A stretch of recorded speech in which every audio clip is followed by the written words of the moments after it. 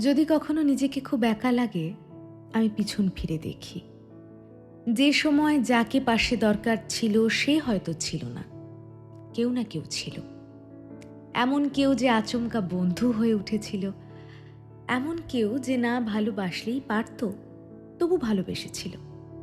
কেউ দাদার মতো প্রশ্রয় দিয়েছিল, কেউ বোনের মতো জাপটে ধরেছিল, কেউ মায়ের মতো আগলে ছিল, কেউ বাবার মতো ভুল শুধরে দিয়েছিল। কেউ না কেউ ছিল। তারা সবাই থেকে গেছে কিনা সেটা বড় কথা নয়, তাদের সঙ্গে সঠিক সময় দেখা হয়েছিল, সেটাই আসল। হয়তো প্রতিটা হোঁচট সামলে নেওয়ার মতো কোনো একজনকে তৈরি রেখেছে জীবন। হয়তো আমরা কেউই ঠিক ততটা একা নই। ওই যে কথায় বলে, life is full of surprises, you no.